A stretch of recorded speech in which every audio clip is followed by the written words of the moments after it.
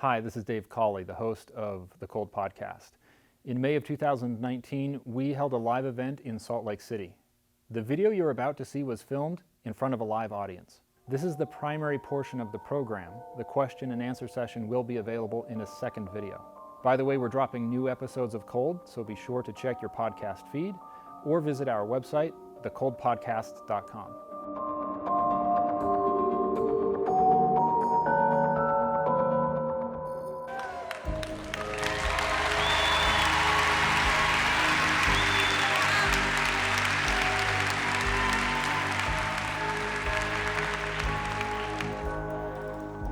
Why are we here?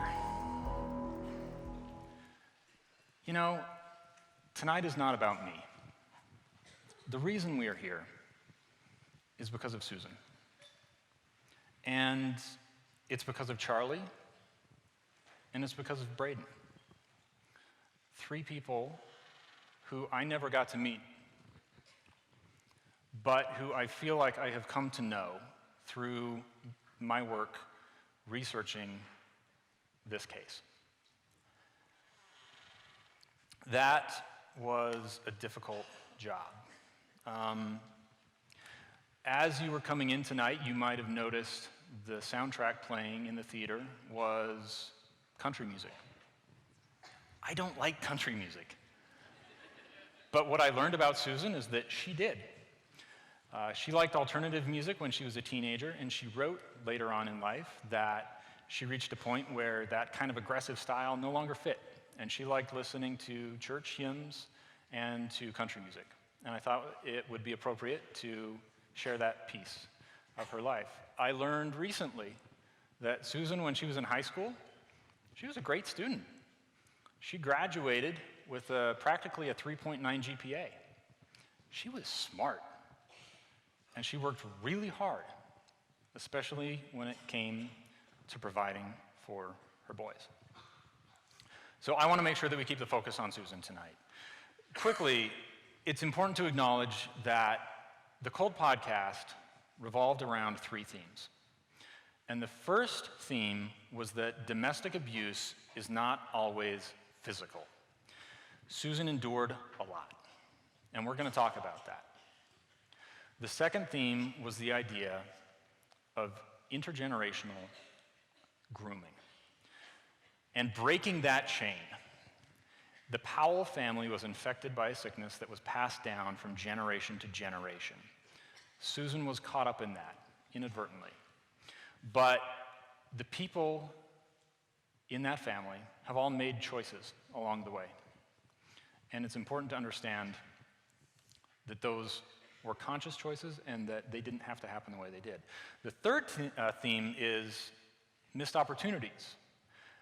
I wanted to know if there were places in this case where the system specifically broke down that we could identify, because what happened to Susan, Charlie, and Braden was an absolute tragedy, and it shouldn't have happened. So, that was the Cold Podcast in a nutshell. If I rewind the clock in my own head and ask why I got involved with this, it goes back to a lot of questions. As a journalist covering this case, I was left unsatisfied.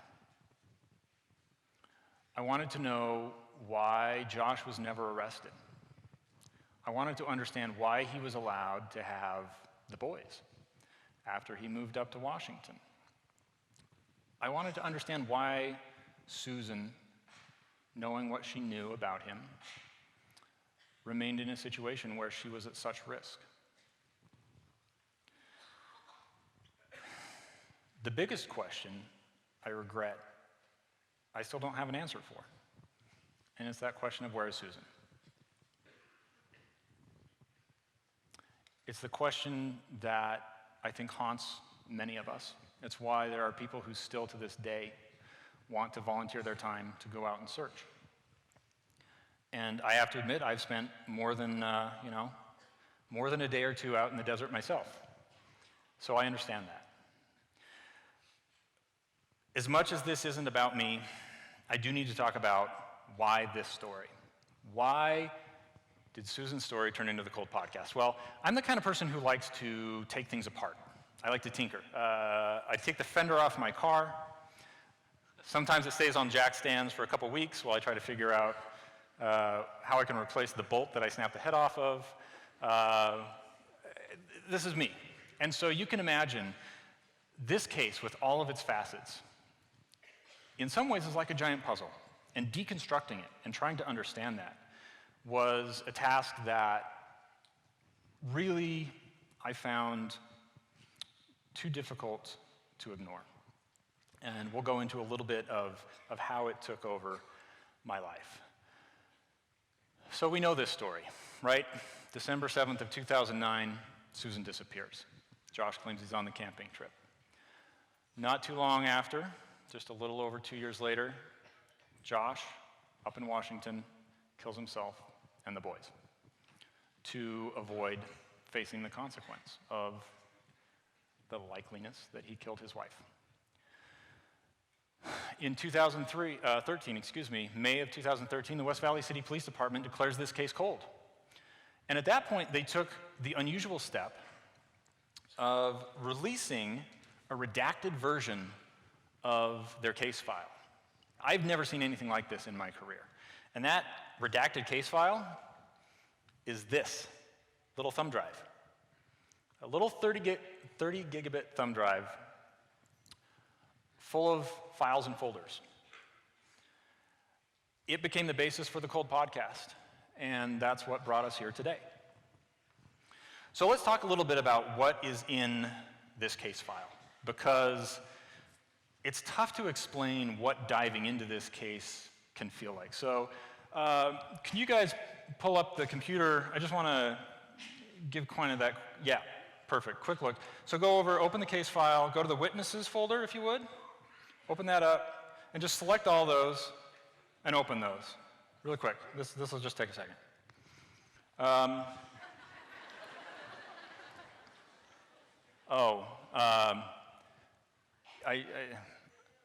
should have thought about this. Can you guys just cut that off? Like, seriously. It's still going.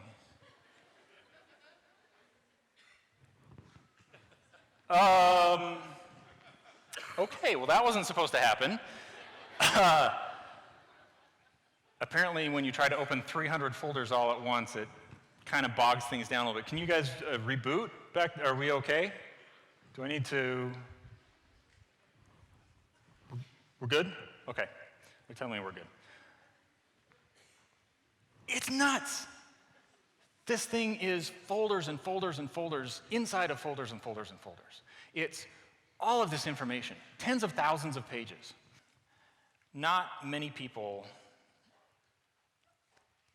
had the time or the opportunity to go through that. My research of the case file left me with the understanding that in order to know what happened to Susan, I needed to get inside the mind of Josh. Josh Powell, seen here, days after his wife disappeared, in front of the rented U-Haul that he used to load all of her possessions, take them to Washington. And I should mention, thank you, U-Haul, for putting the most apt slogan of all time on the side of your truck.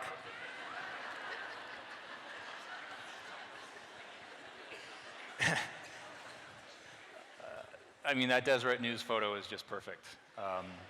It says everything. It says everything, right? But a lot of us who are in the media, and I think in the public, when we first saw Josh Powell reacting to Susan disappearing, we were absolutely flabbergasted because it seemed like such a farce. Nothing this guy said made a whole lot of sense. So where would Josh go next? Well, the first discovery for me in the case file was a transcript of Josh's interview with Detective Ellis Maxwell the day after Susan disappeared. And as I was reading through that, it became clear to me that I needed to know more than just what he said. I needed to understand how he said it. And if there is a transcript, there's probably a video. So you've probably heard a piece of this already, but let's cue up the clip of Josh talking to Ellis Maxwell. I'm saying. Yeah, I know. I mean, I wish I could sit here and cry with you, and I have to control my I know, emotions. I know, it's... You know what I'm saying? You know, And, you know, I I mean, if you want to take off, you can take off. I'm not, you know... I'm not I don't trying- expect you guys to cry with me. You know, and I just... That's what family is for. That's what family is for. Susan was that kind of family member. She would have absolutely cried along with somebody who was going through trauma. I'm not sure that Josh Powell's family was really that kind of family.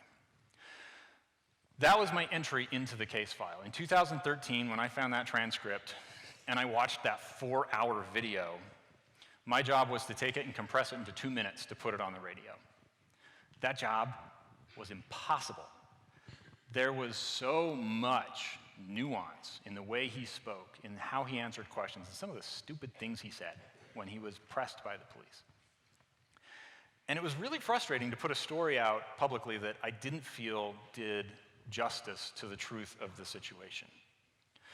But it began a slow drip of discoveries. I could not stop reading the case file. And it led to this realization, if there's a recording of that transcript, that means there's a recording of everything else that's transcribed. So Josh's sister Jennifer confronting him while wearing a wire, there's a recording of that. Susan's oldest son Charlie talking to the police the day after Susan disappeared, there's a recording of that. Susan's emails, thousands of pages of her emails in the months leading up to her disappearance. What can I learn from all of that? It was a chance to get to know Susan as more than just a name, more than just a headline, right? It was really important that we do the work. And among all of those files was one little line about Josh Powell recording audio journals. And if I could learn something from that interview with Ellis, what could I learn from hearing him speaking his own thoughts privately? But we didn't get to a podcast right away. Oddly enough, the story of how the Cold Podcast came to be started in Philadelphia. In 2015, I was at a conference called IRE. It's the Investigative Reporters and Editors. And I was listening to very talented reporters from all over the country share tales of how they took stories they were covering and turned them into engaging stories for their public, taking those investigations and making them into stories for TV and radio.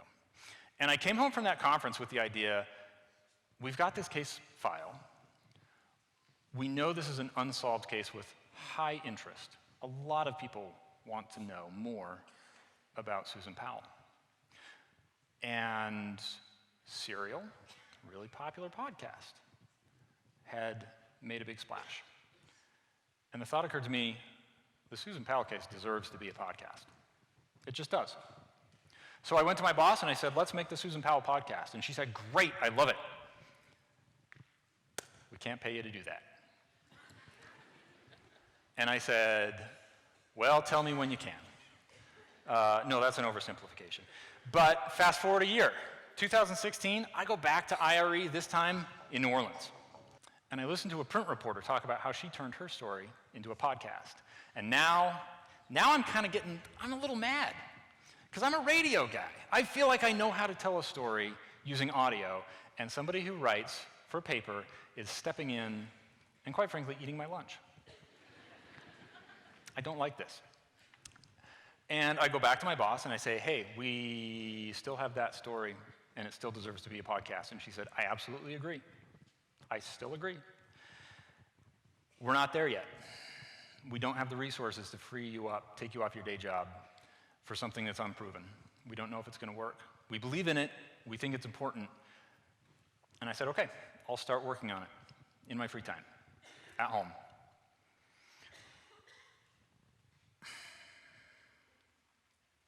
Why me, right? Why me over anybody else? Well, full disclosure. A lot of very smart people have told the Susan Powell story. People have written books about it. It's been on cable news.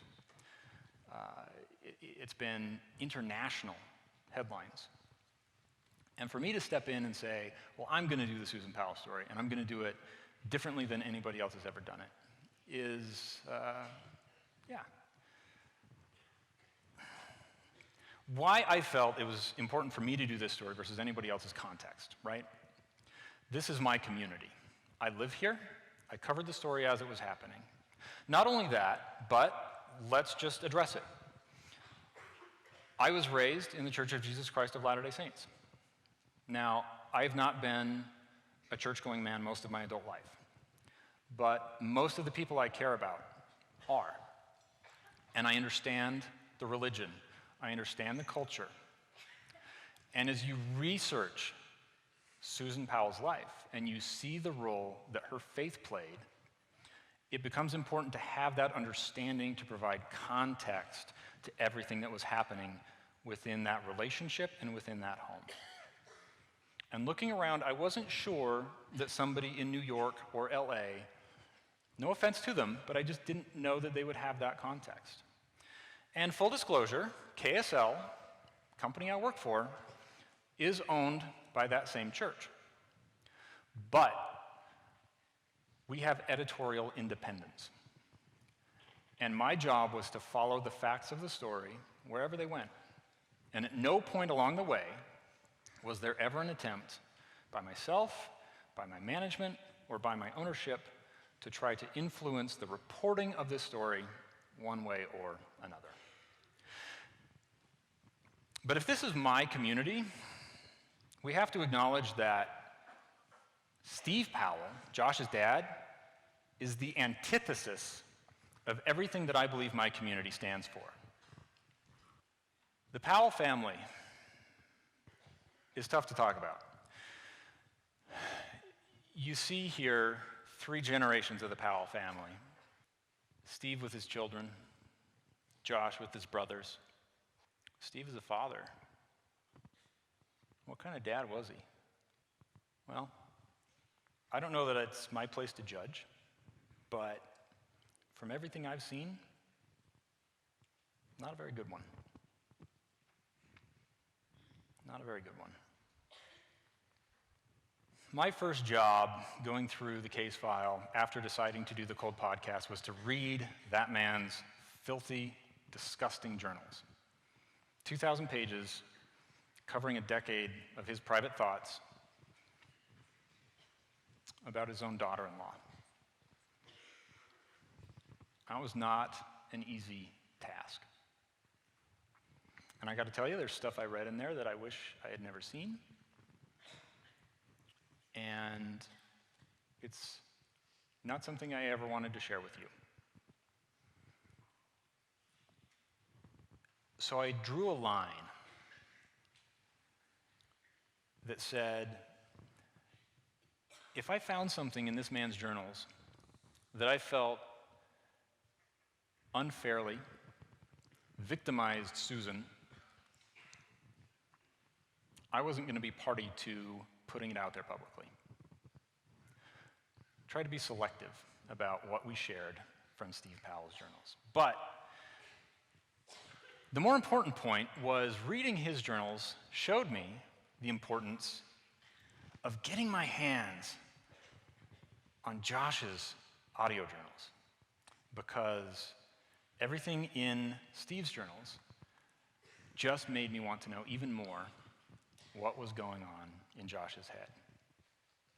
In order to make that happen, we had to go back to the West Valley City Police Department because the recordings were not in the case file. They weren't on that flash drive that was in my pocket. So we made a records request in 2017 to the West Valley City Police Department. And it was, well, I asked for everything. Let's just put it that way. This is the actual list scrolling on the screen of what I hoped the West Valley City Police Department would turn over. All of these recordings. Because if I could learn that from reading this man's journals, what else could I learn from listening to those audio journals, from hearing how Josh reacted when his own sister confronted him and asked what he had done to his wife, and everything else. So we're going to go through this. The West Valley City Police Department was cooperative, but they also looked at the volume of information that I was asking for and said, we can't do that. We just don't have the resources. So give us your top 5. And that was a tough job to whittle that down to the top 5. But we did it. And at this point, the game was afoot.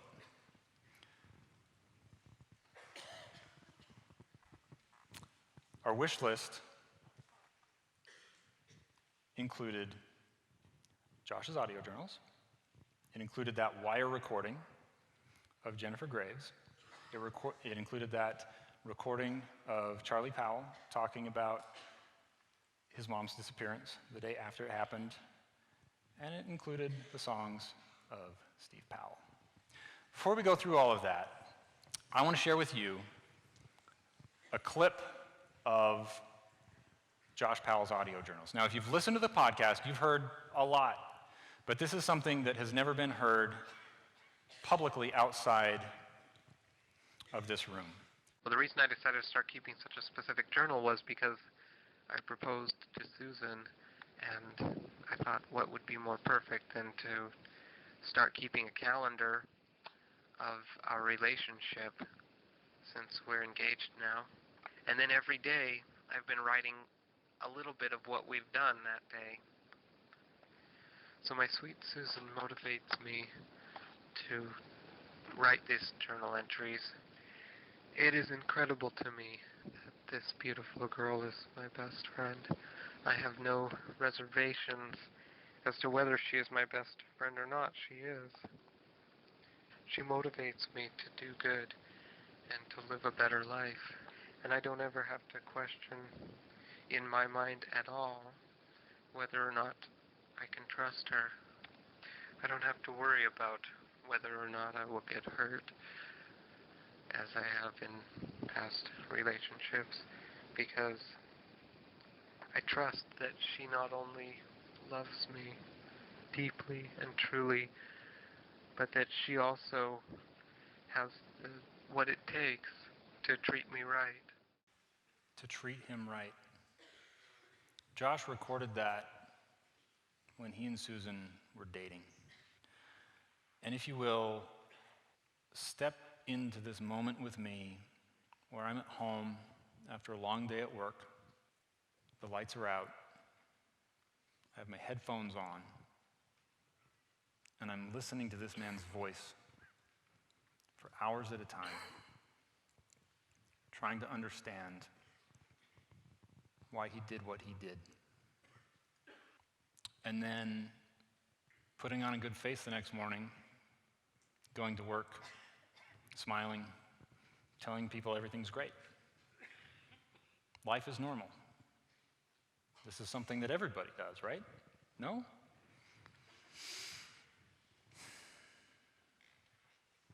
So, we have all these materials, and we're dragging them out of the West Valley City Police Department. The wire recording, Jennifer confronting her brother. We learn a lot about the police investigation, the behind the scenes that you never heard in the headlines, Operation Tsunami, the coordination of the wiretap. And then, of course, we see Steve Powell going to prison for the crimes that he committed against his next-door neighbor. And we see Josh's brother taking his own life rather than face the consequences of the lie that he told under oath. But there was another character in the story who I made vague reference to earlier that came up, and his name is Steve Chantry. You did your own thing, you did it. I am so sorry. I made a promise on social media during the rollout of the podcast when people said, enough with the Steve Chantry songs. And I said, I will not play those anymore in the podcast. Operative words, in the podcast. So technically, I feel like I'm upholding my part of the bargain. The first time I remember hearing this absurd soundtrack of Steve Powell's life was when my colleagues Ethan Millard and Alex Curie played it on KSL's Nightside. Ethan, the big thing from this week, obviously, and especially from today, was the revelation that Josh Powell's dad owns a website called Steve. What was it called? Oh yeah, it's not just the songs. Steve Chantry. Steve had a website. Chantry. I think he pronounces it Chantry. Chantry. I remember exactly where I was in the newsroom when we were kind of between studios having this discussion about this is Creepsville, and terrible music. Honestly, I remember being a little bit conflicted because I feel like, and I don't want to be misunderstood on this. So, Dave, I'm trusting you to help me be understood with what I'm trying to say. I got you, brother. I felt a little bit conflicted because I think that there are a lot of guys who kind of carry around in themselves a frustrated artist. Wow. It was even more weird and more creepy than we thought, and we thought it was super weird and creepy. Parks and Rec. Do you watch Parks and Rec? Parks and Rec, Ron Swanson has an alter ego that plays saxophone in another town, and he calls himself Duke Silver. And I got that. Why, the Stephen Powell character, why is he suddenly taking this huge part of this story now? What are we figuring out about this guy? I know what this guy's doing, or I felt like I did. I didn't know him. I never met Steve Powell. I only just saw him, heard his interviews, all the things like that. But when we learned about the songs, I was like, oh, geez. I kind of get it. This guy's got way too much time on his hands, and whatever dealings he has going on in his dark house in Washington and some of the stuff he's doing, this felt like the least of our concerns. So it felt like something we could probably talk about and poke fun at. Now looking back, we realize that there's some fundamentally wrong things that were happening there. Understatement. We didn't know about it, and all you can do is go off of what you know. It was our colleagues' job to do the news part, and it was our part to kind of try to be entertaining about it because, some guy rolls out songs like, hey, you want to hear my album? That's the actual album Anytime cover. someone says that to me, I'm like, oh yeah, I want to hear it. I don't remember it being this nursery rhymey. To have you near me and to know you love me dearly. If it's only it's refreshing. You're pretty as a little doll. Oh my. And I would like to play with all the things that make a little light so nice. Oh boy. Now it's even worse. Yeah. Right? Does anybody else feel that's worse now? For the moment I begin The big beefy vibrato is always, this kind of 70s whoa. This was so crazy. And we were desperate. We were desperate to talk about anything. Because the one thing we wanted to talk about was the one thing we couldn't. We wanted at 7:06 p.m. at night, when the show started, to turn on the microphone and say, you guys, Josh Powell killed his wife and no one will really say it. And it's obvious to everyone. We couldn't though. KSL is a serious news station, and that's not how KSL operates. And so we were never able to do that. And these songs, I think, kind of gave us an emotional outlet a little bit, an opportunity to kind of be amazed and indignant and upset and all those things. But I do remember being impressed that he wrote some songs. Gosh, this is so bad. It's really bad music, and the lyrics now make you want to die. That is just awful to hear. Oh, and then it busted to Spanish. Yeah, I forgot about that. Yeah. Mi muñequita, yeah. Boy, you remember doing this, Ethan? But I remember, yeah. I'm surviving without you. Such a life will never do. It's cringeworthy, and it's you have to watch it, this kind of, and you have to listen to it. That's my vibe off of this. I forgot about the muñequita part. Yeah. We all wish we could forget that. Such a life will never do. I'm missing you. And I remember trying to find Susan in the songs. I remember that. I remember listening and hearing Susan in the songs, yeah. Ah, jeez. What a crazy time. What a crazy time. Yeah. We can all laugh at those songs, but we have to remember this is who Steve Chantry was, right? This man went to prison for what he did. A small piece of what he did. Steve recorded countless voyeur videos, but there was one tape in particular that I felt, from my research, was critical to find. And the West Valley City Police Department told me they didn't have it. It was in Tacoma. So I went to the Pierce County Sheriff's Office in Washington and I said, hey, do you guys have this tape? And they said, maybe, we'll look. A year went by, and I went back to Tacoma and sat down with Detective Gary Sanders of the Pierce County Sheriff's Office.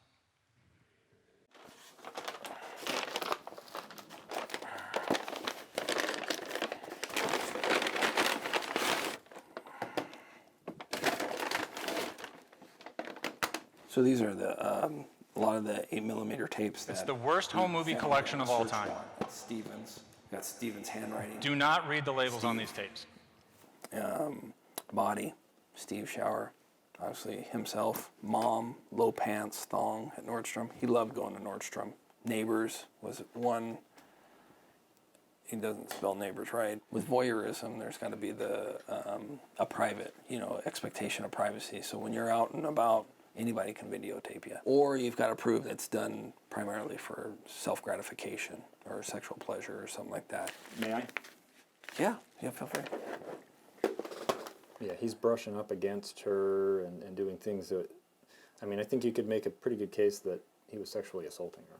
Yeah. You know? Oh, yeah. So the time frame we're looking for is July of '03.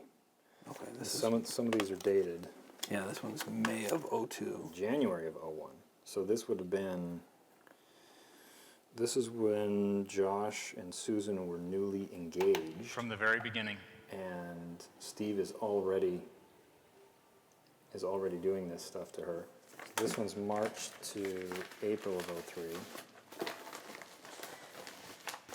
One of these cassettes includes a recording of Steve Powell confessing his feelings for Susan as they were riding back to Puyallup together from a trucking school where Josh was considering enrolling to become a trucker. Because I never even knew about that until you mentioned it, so. It's one of those things that I found that mention of it, and the opportunity to hear her respond to him in her own voice, Yes. to me is very,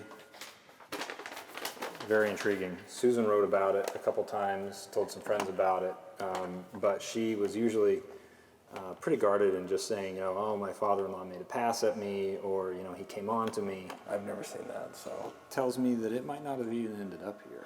That's what I'm thinking. So I wonder if West Valley, I gotta find this tape. And I promise I'm not trying to be a pain in your butt. I know you're not. No, I know. Spoiler alert, we found it. Maybe I'm getting the wrong signals from you. Maybe I'm interpreting something that I shouldn't be interpreting.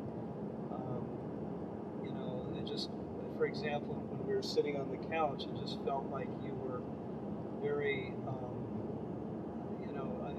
I was extremely aroused, and I think you were somewhat aroused. At least I thought. I don't know where you're going with this. Susan, I don't. Well, I'll tell you what I'm. I'm married to your son, and I should just be the daughter-in-law. I know. Which puts me a step beneath your own children. Okay. And that's where I'm comfortable. Okay. Hearing Susan respond to that, for me, was the most profound part of this whole story, because it completely undercut everything that Steve Powell tried to say in the media after Susan disappeared. And when I listen to that, I feel like Susan is doing this in the minivan, trying to get away from Steve. I don't want to focus on Steve, right? There's one member of the Powell family who we should be talking about, and that is Jennifer Graves, the oldest of the Powell children. Jennifer, from the very beginning, from the very first day that she went to Josh and Susan's house, cooperated with the West Valley City Police Department. She sat down for this interview with Detective Maxwell. I understood how my family worked, and Josh had started talking to my dad again, and she was upset about that. Why was she upset? Because he would get angry, and he would have these anger fits after talking to her, or him, after Josh talked to my dad. And of course he would talk for hours on the phone, and he would get all riled up, and she really felt like Dad was trying to tear them apart. It was sometime before that Dad had made a pass at her. Right. So, and she did tell me about that right as, after they got back, and we talked about that, and I was highly disturbed. What can you do? Right. And Josh was upset too at the time, but then later, my dad talked him out of it and somehow convinced him that it never happened, that Susan was lying. You can hear it in her voice. Jennifer did more than just talk to the police. She suggested they put a wire on her so she could go confront her brother in her dad's house in Washington. And when I first heard that recording, based on the transcript, it was really interesting. But it was the moment that was not on the transcript that most affected me, and I think many of you. And it was when she was in the car with her husband, Kirk, driving away from the house. So did Josh get vocal or anything, or did he physically calm over?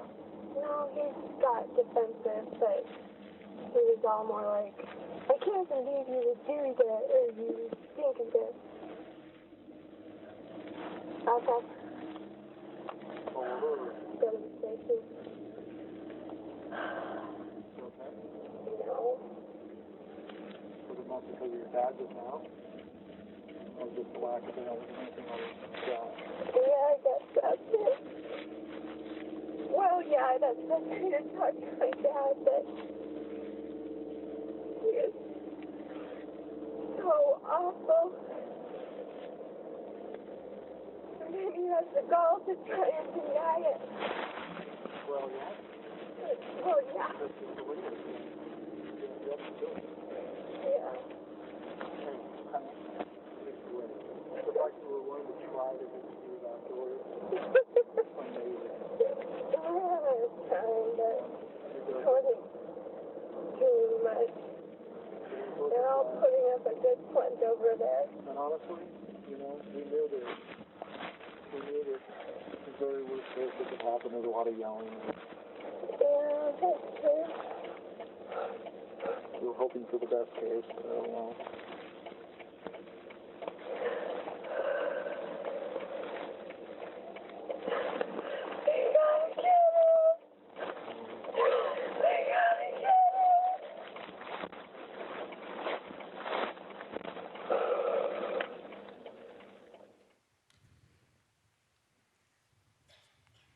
That's what family looks like, right? That's courage. The courage of Jennifer to go do that. The courage of Kirk to support her.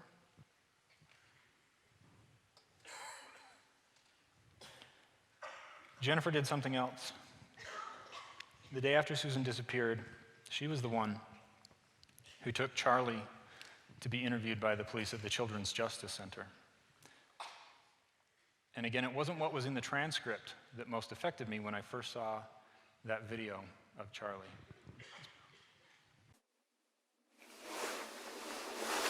It's fun to sit in here. The detective has left the room. A beach has that tree. A beach has that tree. With a coconut. The coconut.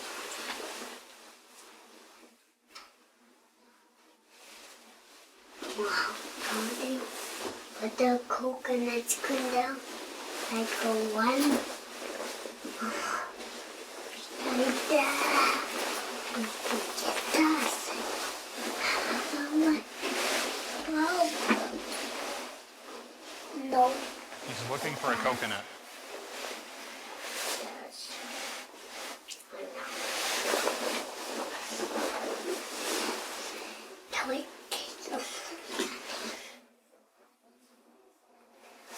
Two goes over here. And the microphone goes like here. That's a pretty sharp kid for 4 years old. He calls a box of tissue a chew. It's that kind of thing that you don't learn from reading a transcript, right? Bright kid. Bright kid. Okay.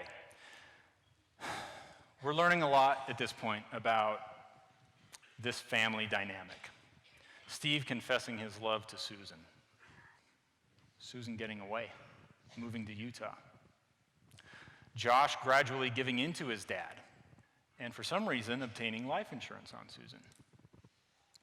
And then Susan, a little over a year before she died, writing that last will and testament, saying that if something ever happens to her, the police should look at Josh, and that she wants Jennifer Graves and her parents, Chuck and Judy Cox, to be the ones in charge of Charlie and Braden's life from that point going forward. And we all know that did not happen. Okay.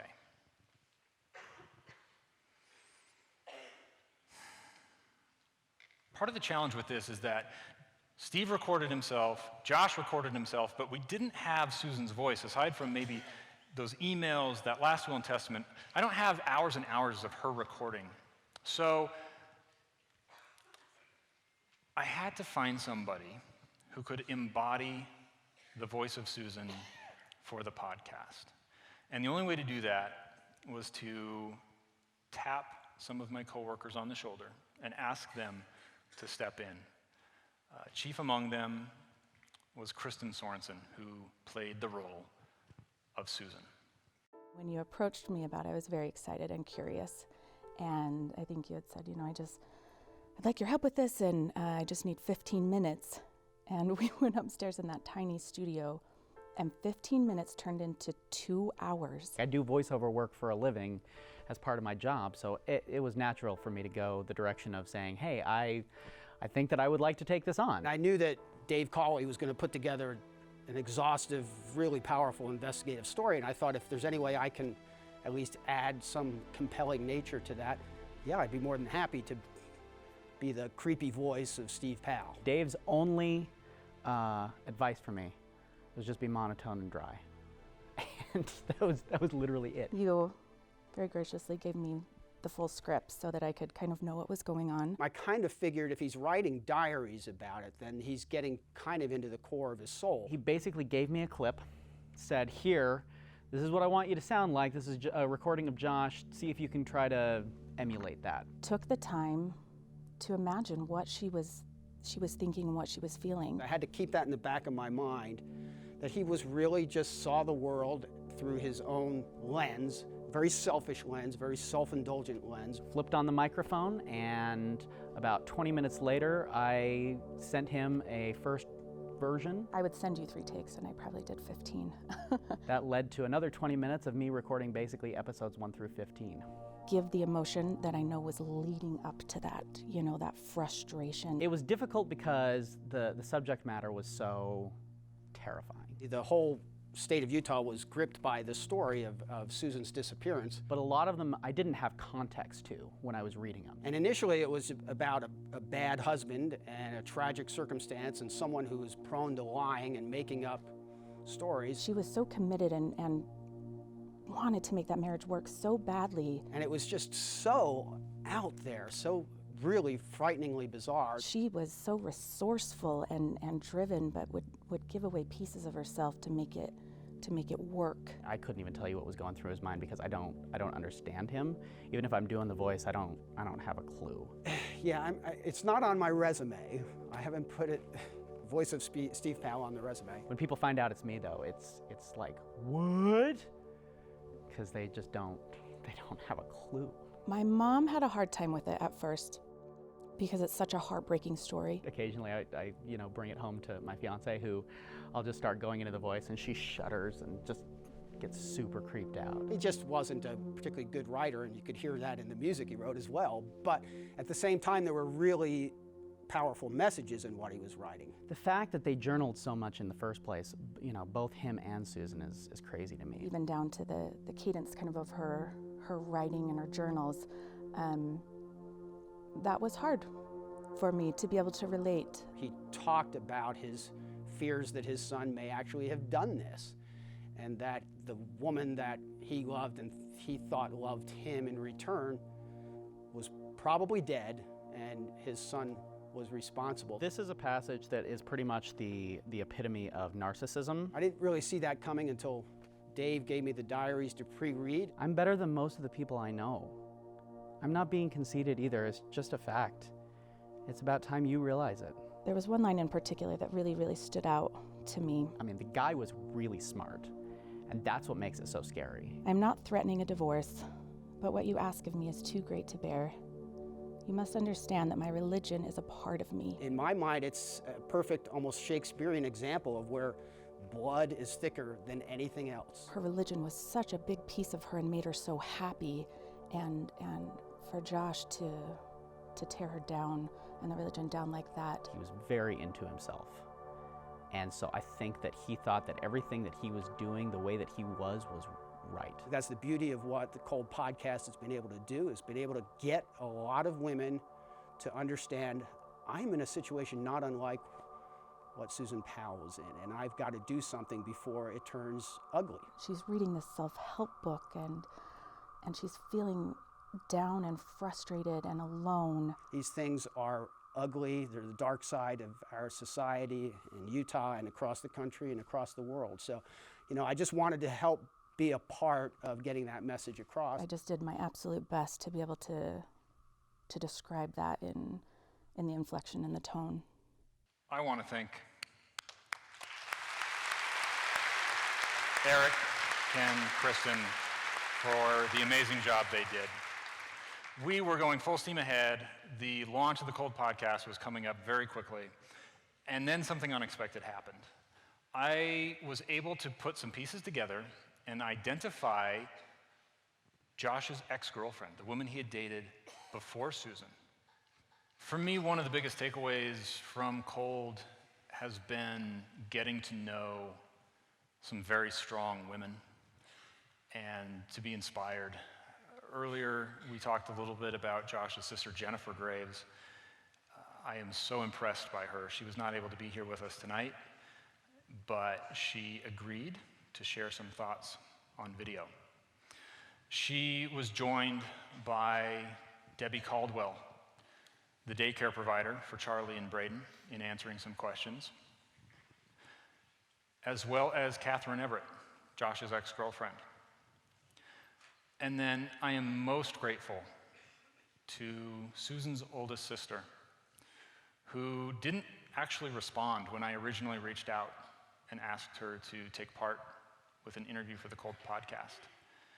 But after listening, Susan's sister, Mary Estep, agreed to share her thoughts. Here they are. Hi, my name is Mary Estep. I was asked to answer some questions. My name is Debbie Caldwell.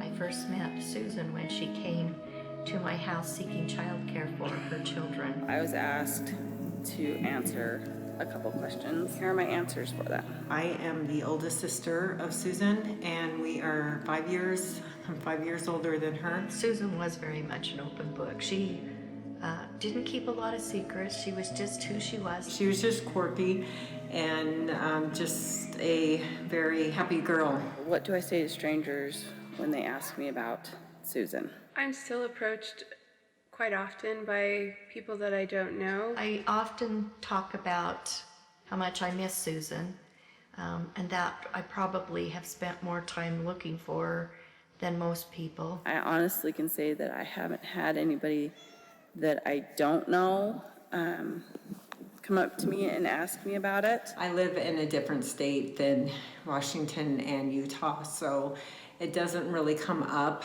unless people know me already. It's always just a little bit of a surprise to me because it happens in such interesting locations and at different times. I don't like to talk about it and dwell about it a whole lot. She was just really a service-oriented person. She would bend over backwards to do a lot of service for other people. I admit I put a lot of it on my social media, more than like shouting from the rooftops that I'm her sister. One of the earliest memories I have of Susan is actually traveling to Washington for their wedding, and she was outgoing and fun even then. She was a really good cook. Both of her parents are good cooks as well, so she did do a lot of cooking. Her and Denise had parakeets for a long time, and that kind of freaked me out. It was probably a good thing that I was almost out of the house then. She had a personality that was kind of a prankster, so she would laugh about things, or she would say things that would kind of catch you off guard, and then you would find yourself laughing for minutes. They would just walk in the door, and the boys would run out ahead of her and go find my kids, and Susan would come kind of clomping in with her toes slightly turned outward, and she would call out that they were here. I was out of the house and there was an infestation of ladybugs at my parents' house, and it kind of really freaked out Susan. I look at ladybugs as good luck. I think of Susan when ladybugs are around, but she absolutely hated ladybugs. I think the only thing that I would go back and change is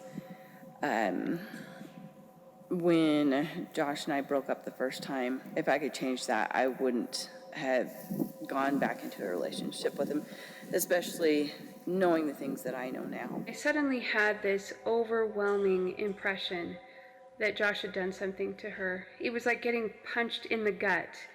It was such a powerful feeling. And yet I was still really hesitant to simply condemn him without proof. I remember the first time she met Josh was at an institute. I was not even interested because he did approach me, and I left because I was fed up with guys. One of the things that she talked to me about was if she needed to change her schedule, would I be able to still care for the kids? I knew who he was. She knew who he was because she had met him, when she was like 13 years old. She confided in me even at the first interview that she was contemplating getting a divorce and was concerned about how she would be able to provide care for the boys if she was on her own. When I traveled to Washington and entered my dad's home and tried to get Josh and my dad to confess, I believe Josh was at least temporarily beyond the call of his conscience. He had stepped behind the fortress that my brother Michael and my dad had created for him, and they were reinforcing him mentally, keeping him strong and moving him beyond feeling or remorse. I had moved out of the house wanting to be on my own, and I wanted Susan to kind of have that freedom, so to speak, so she didn't rush into getting married. I'm sure I couldn't have changed her mind anyways. I already told her how I felt about Josh, and she has her free agency. I look back now and I think I had a small window. And could I have done anything more with that small window? Susan went missing nearly 10 years ago. My own children were teenagers. So they just grew up, and this was just part of what was happening in our life. My oldest, who is almost 18, knows all about it. My other children, they're not too familiar with it. When Susan disappeared, my oldest was 13 and my youngest was 5, just a few months older than Charlie. And to hide everything that was going on would have been impossible. My youngest child and Charlie were best buddies, and they were often together with Braden as a little tag-along. Talking about Susan with my girls. When it first happened, they were very young, so they knew absolutely nothing about it. Most of the focus of our family became this goal of adopting the boys. They are in their teens now, I can't believe that, and they know a lot about what's going on. It wouldn't really be fair to them for the world around them to know more about what's going on with their family than they do. I'd rather them hear it from me than from social media, and so I've told them about it. When they get older, you know, if they happen to hear about it or we happen to talk about it, I will talk with them about it. I share pictures of her. I talk about, you know, the good times and about Charlie and Braden as well. A few of the older children that were in my daycare suffered greatly when their friends didn't come back to daycare, and the ones that were older that went to public school really suffered because it was quite a big event and it was being talked about in the public. When Charlie and Braden were taken from my dad's house and put into Chuck and Judy's custody, we took our whole family back for Thanksgiving to see them for several days. My middle child remembers pleading with us that we could stay a little longer because he was afraid that we wouldn't see them again. I remember hearing the news when Charlie and Braden were killed. I was a huge mess. And it turns out that he was right, because just a couple months later, Josh killed them. And we all wished that we had stayed a little longer. That created a lot of stress for those kids. Some of them even believed that maybe their dad was going to kill them as well. It was very frightening for them. And I had to take probably 15-20 minutes to be composed before talking with my girls. One of my children came to me after reading the book and expressed gratitude for an understanding of what verbal abuse is. I believe now that she's in heaven with her boys and that she's happy there. And I'm happy that she is at peace even if we aren't.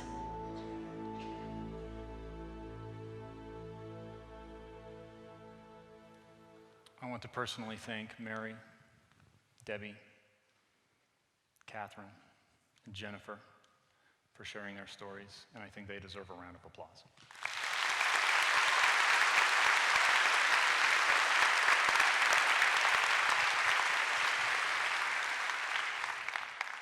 So, a couple of questions for me in the time we have remaining, and I'll get the easy one out of the way first. Will there be a second season of Cold? The answer is yes.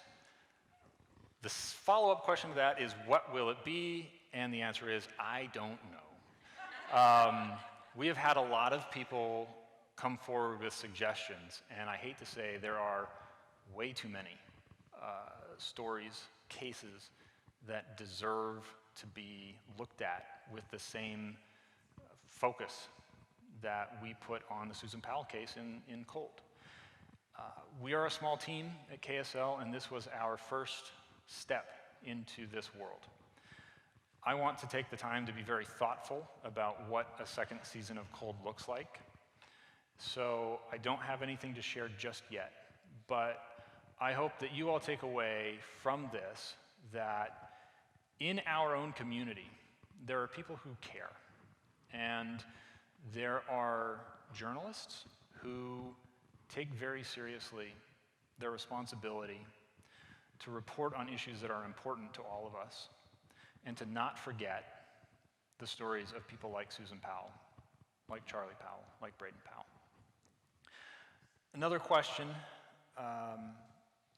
that I get a lot is, how has this affected me? And I'll share something with you that is true. This happened to me the other day. In fact, it was yesterday morning. Doing this show